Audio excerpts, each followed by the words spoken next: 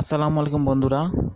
আমি মোহাম্মদ মাসুম খান বাংলা টিউনের পক্ষ থেকে আপনাদেরকে আরও একবার আহ, স- আমন্ত্রণ জানাচ্ছি নতুন একটি টিউটোরিয়াল দেখার জন্য। আমরা এখন এই টিউটোরিয়ালে দেখব যে রিং আইডি দিয়ে কিভাবে আমরা লাইভ টিভি দেখব। আমরা সবাই জানি যে রিং আইডি হচ্ছে বাংলাদেশের একটা সফটওয়্যার, অ্যাজ লাইক ফেসবুকের মতো। তো এখন আমরা দেখব যে কিভাবে রিং আইডি আমরা টিভি। আমি আপনাকে দেখাচ্ছি রিং আইডিতে প্রথম আপনারা লগ ইন করে নেবেন। আমি লগ ইন করে রেখেছি, তাই আপনাদেরকে সরাসরি নিয়ে যাচ্ছে আমাকে রিং আইডির পেজে। তো এখান থেকে আমরা এর রিং আইডির পেজ, মানে হোম পেজ। তো এখান থেকে আমরা লাইভ চ্যানেলে চলে যাব, মিডিয়া ক্লাউড নিউজ পোর্টাল, যা লাইভ চ্যানেলে চলে যাব। সেখান থেকে একটু নিচে যাব টিভি চ্যানেল। টিভি চ্যানেলগুলো যাব, সেখান থেকে ভিউ অল ক্লিক করলে এখানে সবগুলো টিভি চ্যানেল দেখাবে। এখানে আমরা দেখতে পাচ্ছি ইএসপিএন, স্টার স্পোর্টস, এখানে star sports HD1 to Sony 6, MTV beats, Sony 10 এগুলো আছে, এবং বাংলাদেশি কিছু চ্যানেল আছে। যখন খেলা খেলা হয় তখন এটা এখানে শো করে, এবং জিটিভি এবং মাছরাঙা টিভি আছে। আমি এটা দেখেছি, এখানে এই মুহূর্তে ওরা এখানে নেই।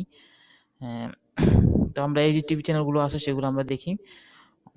সাজেশন আকারে দেখাইতেও পারে মাছরাঙা এবং টিভি চ্যানেল। তো আমরা এখানে স্টার স্পোর্ট যেটা ক্লিক করে দেখি ওনারা কি বলে।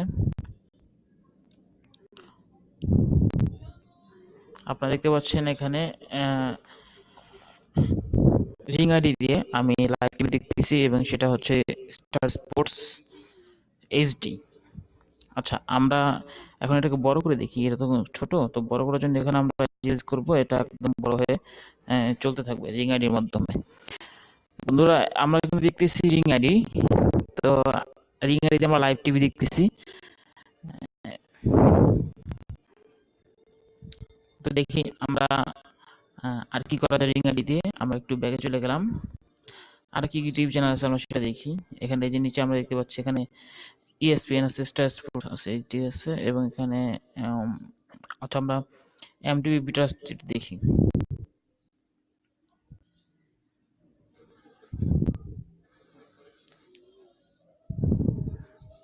আমরা বড় করে দেখি এমটিভি বিটা, এবং এটা আমরা লাইভ দেখতে পাচ্ছি।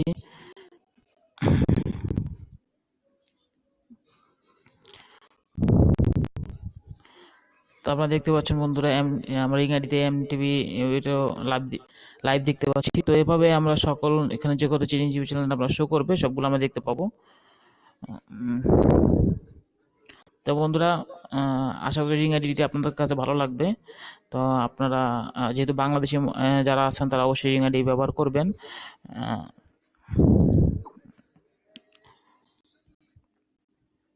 বাংলাদেশি যারা আছেন তারা অবশ্যই রিং আইডি ব্যবহার করবেন, এবং বাংলাদেশের একটা প্রতিষ্ঠান যাতে উপরে উঠতে পারে সেই জন্য আপনারা সবাই রিং আইডির সাথে থাকবেন।